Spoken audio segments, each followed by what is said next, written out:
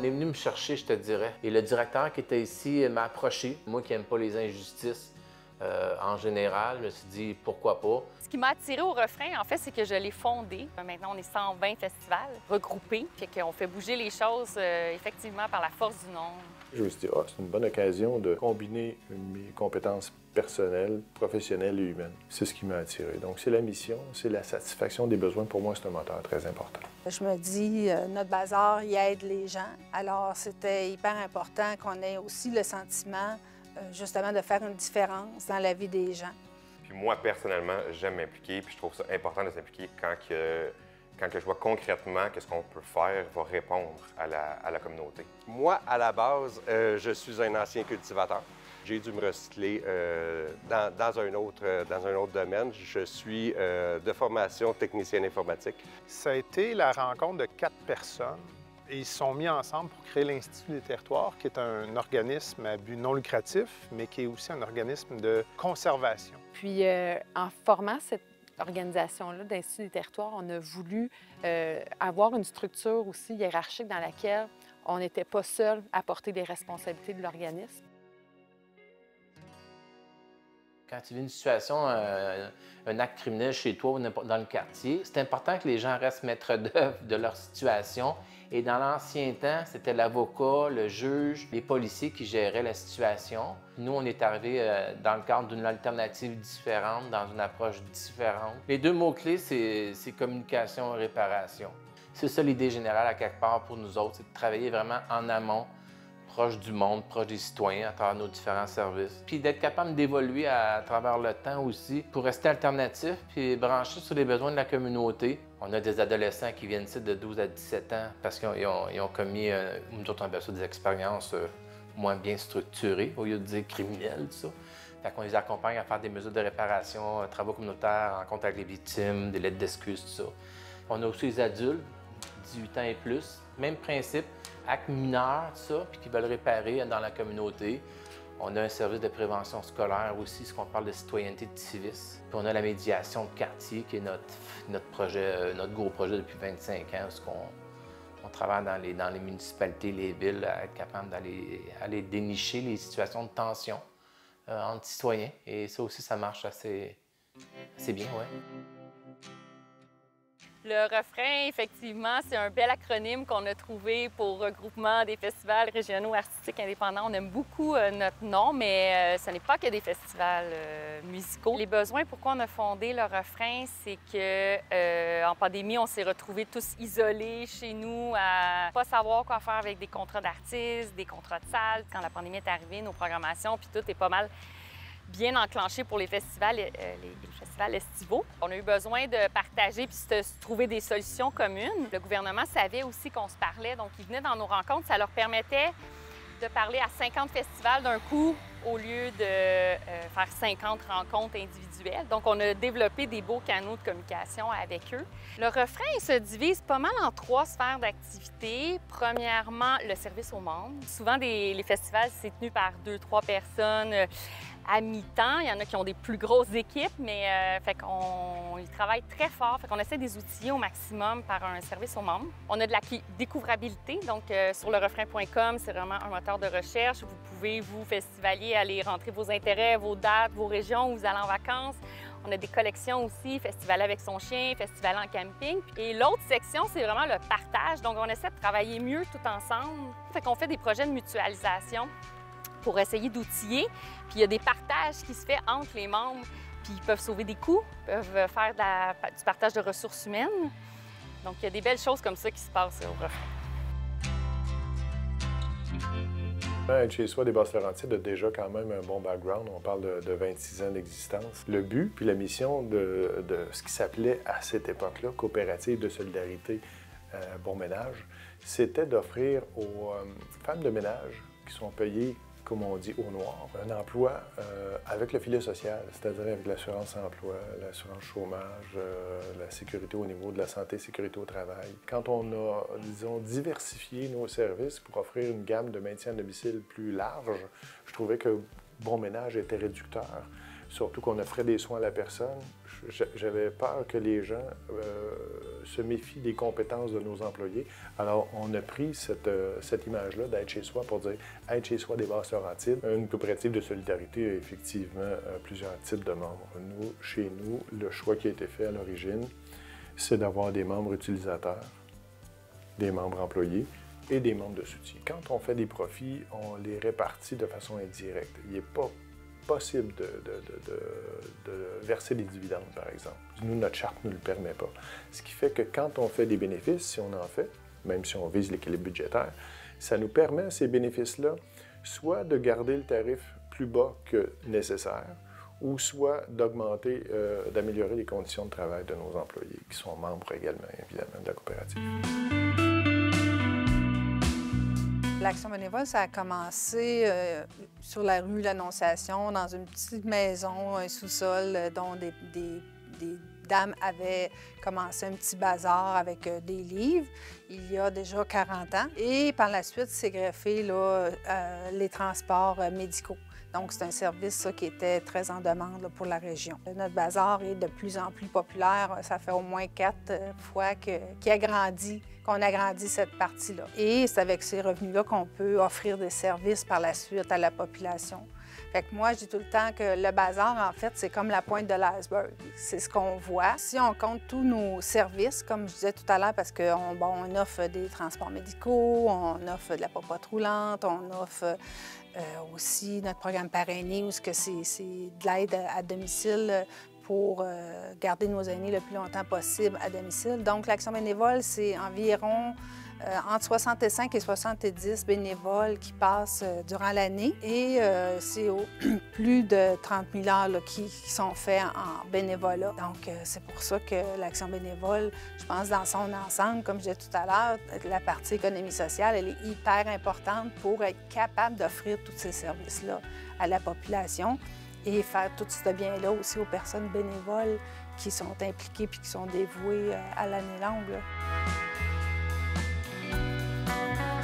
Il y a plusieurs directions d'organismes et des gens de la communauté qui se sont mis ensemble pour partir un organisme à Mirabel qui répondait directement aux besoins, en fait, qui est la sécurité alimentaire, venir en aide aux gens de la communauté. La question de sécurité alimentaire est dénotée par le fait que la population mirabeloise augmente énormément. Les épiceries sont très loin, puis les gens ont de plus en plus de difficultés à se nourrir parce qu'ils doivent se déplacer de village en village. La route est très grande. C'est une évidence pour nous, avec le travail qu'on fait déjà avec les autres organismes, qu'on devait répondre à l'ensemble des territoires puis s'adapter à chacun des territoires parce qu'ils sont tous différents. On a 2 endroits. Le premier endroit est à Saint-Janvier, qui est directement sur la 117, donc centrale. À la base, le centre d'hébergement travaillait déjà avec le centre Tous à la table, puis le Carrefour Jeunesse Emploi. Puis on a décidé de faire un projet de mutualisation qui, en fait, encore une fois, répond directement aux services de nos jeunes. En fait, tu as un centre d'hébergement d'itinérance. En dessous, tu as une organisation en sécurité d'emploi pour recherche d'emploi, retour aux études. Puis en dessous de ça, tu as un plateau de travail avec le centre Tous à la table pour apprendre aux jeunes, en fait, à comment cuisiner, comment prendre soin de soi, comment bien manger. Fait que c'est une continuité, en fait, de service qui est normale, on pense, pour le bien-être de nos jeunes. Fait que ça, c'est Saint-Janvier. C'était vraiment l'idée à la base. Puis on s'est rendu compte après, avec le Bel Azur à Saint-Scolastique, en fait, que c'est une communauté qu'on ne répondait pas. On entrevoit principalement, premièrement, de faire une épicerie solidaire. Il va aussi avoir un bistrot qui va répondre directement justement aux gens qui résident au Bel Azur et aux gens de la communauté auxquels ils vont pouvoir se rassembler, puis il n'y a aucun lieu rassembleur à Mirabel, à Saint-Scolastique du moins. Ça va être le lieu rassembleur où les gens vont pouvoir venir prendre un café, discuter, échanger, tout en continuant en fait toute notre transformation alimentaire pour les petits plats pas chers pour la communauté. Ce qui m'attire de Respo, c'est le défi. Le défi non seulement environnemental, mais le défi aussi parce qu'à la base, on reste une entreprise d'insertion. On a un programme de 6 mois avec les gens, puis on travaille avec eux, leurs habiletés dans le fond de travail. Le mix des deux, le côté humain, puis le côté de l'environnement, l'écologie, l'électronique, puis l'informatique qui est à la base mon domaine d'études. J'ai vu là un bon défi à relever. En 1998, c'est sûr qu'on a connu une recrudescence au niveau de l'informatique, ces choses-là. C'est là que vraiment l'Internet est sorti. On se retrouve avec plus d'appareils en tant que tel qui se ramassaient dans les centres d'enfouissement. Fait que pour nous, ça a été une bonne opportunité. Au cours des années, il y a eu une évolution au niveau du matériel. L'avantage qu'on a, c'est que ça fait en sorte que les écrans, en étant plus minces, ça nous permet de stocker plus facilement. Puis au niveau du démontage, effectivement, c'est beaucoup plus facile. Ce qui fait en sorte qu'annuellement, d'année en année, Recipo recycle de plus en plus de tonnes de matériel électronique et informatique. 98 de ce qui rentre ici est recyclé. Ce qui est le fun avec les produits électroniques et informatiques, c'est que en majorité, les matériaux sont recyclables. Si on prend au niveau d'un téléviseur, on a du métal, on a du plastique, on a des circuits électroniques. Bref, c'est tous des matériaux qu'on peut donner une deuxième vie à ce type de matériaux-là. On voulait, à travers nos emplois, à travers nos professions respectives, faire plus que seulement du service conseil. Donc, c'est-à-dire contribuer à augmenter le capital environnemental, par exemple, des Laurentides, mais aussi le capital social. L'Institut des territoires travaille dans tout ce qui touche l'aménagement du territoire, la protection de l'environnement, le développement régional durable. On est beaucoup en milieu naturel, mais on travaille aussi dans la planification des territoires récréatifs, des territoires agricoles, même parfois des territoires urbains. C'est sûr qu'il y a toujours un lien qui est un petit peu... il y a toujours un lien avec les milieux naturels là, de manière générale. Les services de l'Institut des territoires, ça s'adresse en fait à beaucoup d'organisations privées, publiques, municipales. Puis je vous dirais aussi, on travaille avec un autre type d'acteurs qui sont aussi les OBNL, les comités, les citoyens. Je peux penser entre autres à la protection du mont Kaikop. La coalition Conservation Mont Kaikop, on travaille avec eux depuis, je vous dirais, une bonne douzaine d'années à protéger cette montagne-là. La région des Laurentides, c'est une région quand même qui s'est mobilisée depuis assez longtemps en environnement. Au niveau là, des années 2000, début des années 2000, on travaillait beaucoup sur la protection des lacs, des rivières. Au niveau des milieux naturels, c'est un peu plus récent. Il y a quelques organisations qui ont vu le jour, mais on est encore à une minorité de municipalités qui ont des plans de conservation de leurs milieux naturels. À chaque année, on en voit de plus en plus, puis on voit qu'il y a un intérêt qui est grandissant. Il y a des gens qui nous demandent souvent, mais toi, c'est quoi ta famille, ton organisation principale? Es-tu organisme communautaire autonome ou es-tu un organisme d'économie sociale?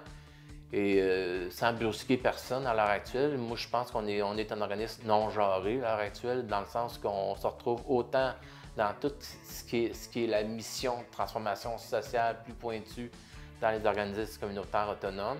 Et on retrouve toute la philosophie de l'entrepreneur social à travers l'approche de l'économie sociale. Fait que pour nous autres, à quelque part, on a décidé d'adopter les deux structures parce que ça correspond à notre personnalité vraiment là. Nous, dès le départ, on trouvait important de faire une planification stratégique avec une consultante qui nous a bien aidé à trouver notre mission, vision, valeur, qui a vraiment solidifié l'organisation, qui nous a permis que toutes nos activités soient vraiment logiques et répondent toujours aux membres, répondent toujours au milieu. Puis là, on arrive dans notre 4e année et on repart sur une nouvelle planification stratégique. Et le premier constat a été que notre mission, vision, valeur étaient toujours les bonnes et qu'on était toujours à la même place. Donc, on a reconfirmé que ce modèle-là nous convenait pour la suite. Moi, je suis arrivé en 2018. À ce moment-là, on était une entreprise de près de 100 employés, un peu moins de 100 employés. Actuellement, on est plus de 220 employés. Donc, ça démontre que ce n'est pas uniquement la variation l'ajout de nouveaux services, mais également la demande qui augmente. Les gens vieillissent, mais vont demeurer aussi, vieillissent plus longtemps. Donc, ils vivent plus vieux qu'il y a quelques années.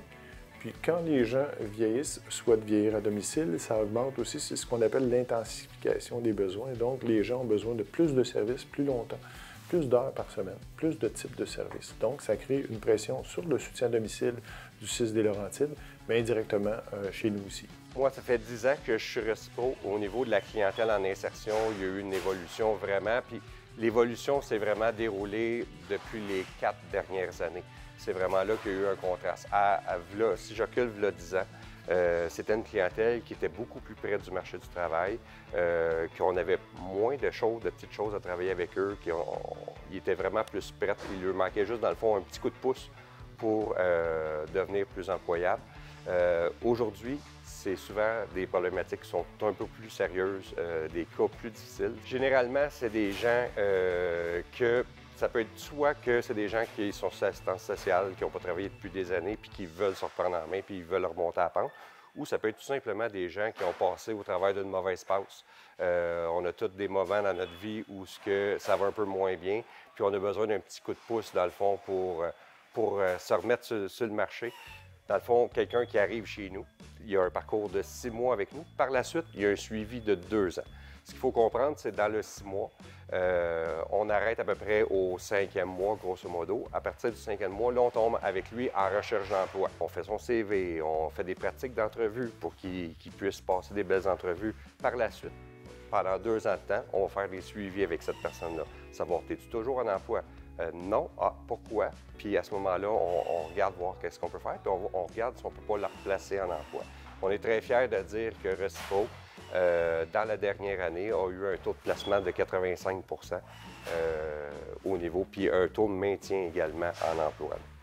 L'économie sociale dans une ville comme Rivière-Rouge, elle est super importante. Comme je vous disais tout à l'heure, les gens ils viennent ici comme ils viennent dans un autre magasin. Il y a des choses, exemple, qu'on va trouver à l'Action bénévole qu'on n'a même pas, qu'il n'y a même pas dans les autres magasins, exemple à proximité là, de Rivière-Rouge.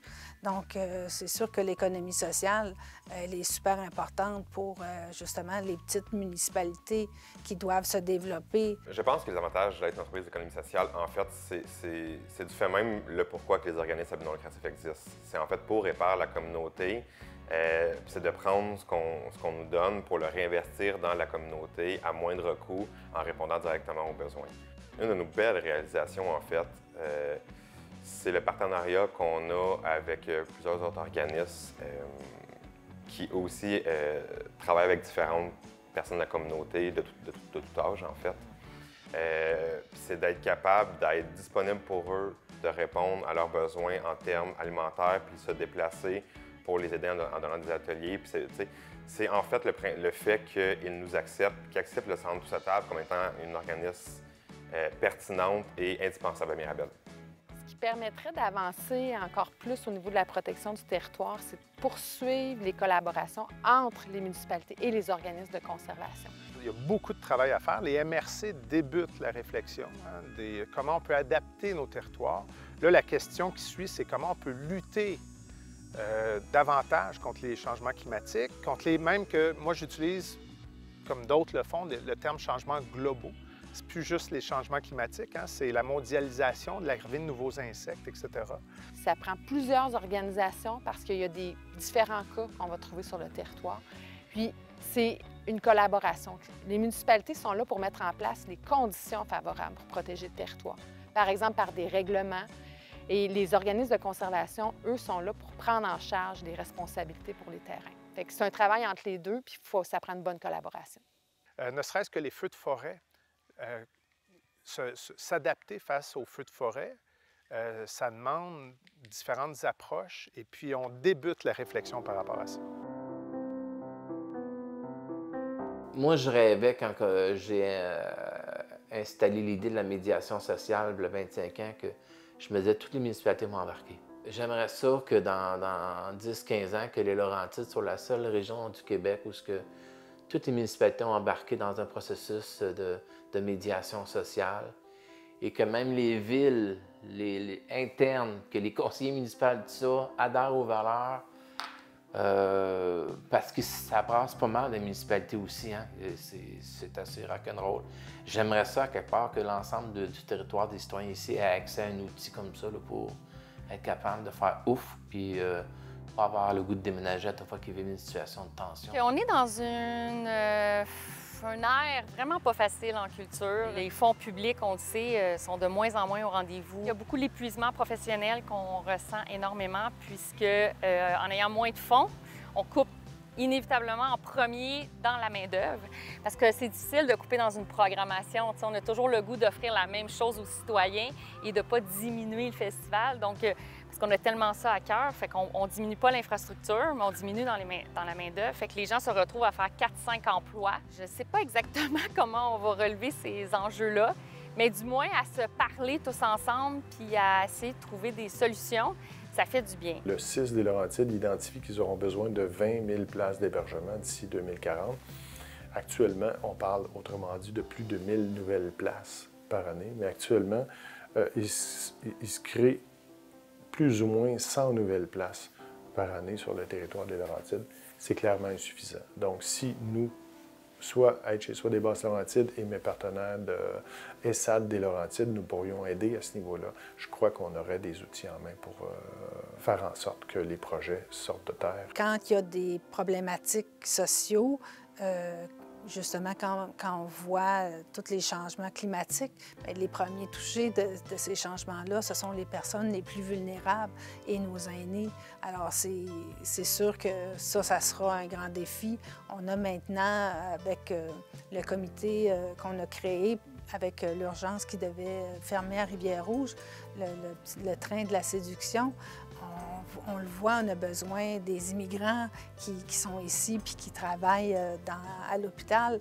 Alors, il faut les loger, il faut... eux autres aussi, quand ils arrivent, ils sont un peu démunis.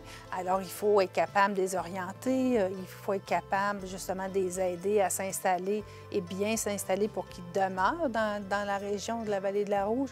Alors, ça aussi, c'est des grands défis. Notre impact par rapport à tout ce qui est jeté est minime. Pour nous, c'est énorme. On a des palettes et des palettes de denrées, de légumes et de viande. Puis ça n'a pas été si complexe que ça. Ce qui est complexe, c'est de la transformer par après et en prendre soin. Parce qu'il faut beaucoup de monde, simplement. Mais je pense que tout le monde devrait aller vers ce type d'engagement-là.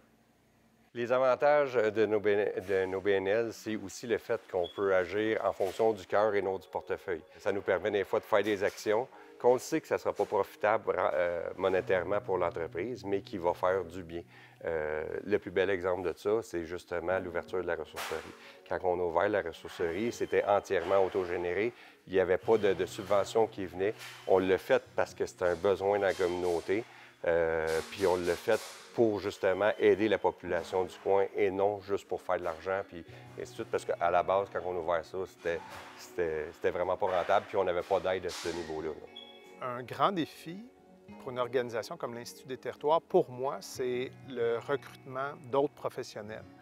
Parce qu'on a un mode de rémunération très particulier. On est des employés administrateurs, donc ça demande des compétences de gouvernance d'organismes à but non lucratif. Ça demande des compétences d'entrepreneur, de tolérance au risque aussi. Bien, de recruter, entre autres, des nouveaux employés administrateurs, c'est pas chose facile. Donc, on viendrait puiser dans notre réseau, qui est quand même très vaste, mais c'est pas tout le monde qui est prêt à travailler pour une organisation ayant une mission environnementale totale. Nous, notre mission, c'est de créer des aires protégées, mais il y a plein d'organismes dont c'est la mission. Ce qui nous allume le plus, c'est de créer des aires protégées multifonctionnelles, dans lesquelles, par exemple, on va avoir des activités, de la récréation. Puis, dans nos rêves, c'est de créer des aires protégées un peu inédites. Par exemple, on travaille présentement sur un territoire qui va servir à la santé, parce que le contact avec les milieux naturels, c'est aussi bon pour la santé mentale, la santé physique. Donc, d'intégrer des dimensions un peu inédites dans les milieux naturels, l'agriculture, la foresterie, un côté social, peut-être un côté artistique, culturel aussi. Ça, pour nous, c'est vraiment ce qui nous allume, d'avoir des aires protégées de plus en plus différentes, puis dans lesquelles l'humain a sa place aussi. C'est sûr que le fait d'avoir ouvert une ressourcerie a ouvert une porte aux idées. Là, on s'est attaqué aux produits électroniques et informatiques depuis 26 ans. Là, depuis 2021, on s'est attaqué à la ressourcerie. On aurait un projet fou, c'est de s'attaquer à tout ce qui est matériaux de construction, ces choses-là. Aller dans le recyclage de ces matériaux-là, pour devenir vraiment un leader dans la région au niveau du recyclage. Quand on pense recyclage, que tout de suite, tout le monde pense « Ah, Recipro, ils doivent avoir de quoi pour ça, certains. » Ce qui me motive, c'est que on voit concrètement que les denrées qu'on récupère ne tombent pas, on récupère des palettes et des palettes, là, ne tombent pas dans un container, que c'est la nourriture que les gens ont besoin, puis quand les gens viennent nous voir, c'est des gens qui ont le goût de discuter, c'est des gens qui ont le goût de participer, mis à part qui ont besoin de ces denrées-là qu'on va leur fournir, puis les repas qu'on va leur fournir, c'est des moments de socialisation, puis c'est beau de voir que ça prend pas grand-chose, en fait, pour rendre des gens pas juste heureux, mais bien dans leur vie.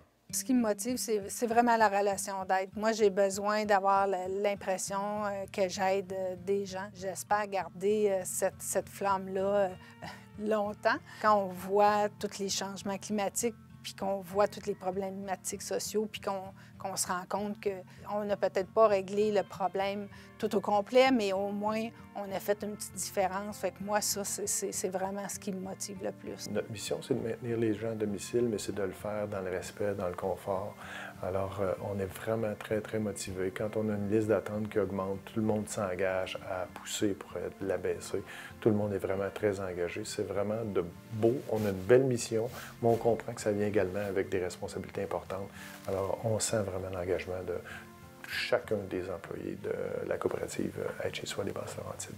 On fait des collaborations avec plein d'organisations différentes. Puis avant, c'était beaucoup plus en silo.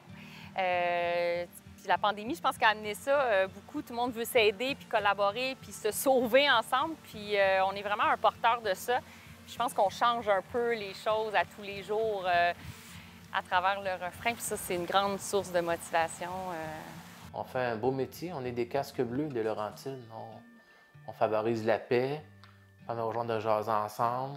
On voit des situations qui se dénouent devant nous autres.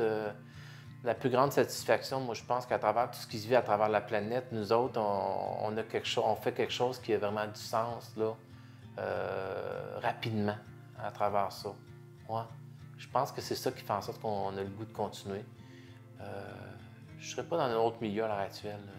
Le milieu de la justice sociale, c'est hyper intéressant quand tu veux contrer les injustices sociales. Fait que redonner du pouvoir au monde, de pouvoir jaser, communiquer, être entendu, là, c'est assez extraordinaire. Ouais.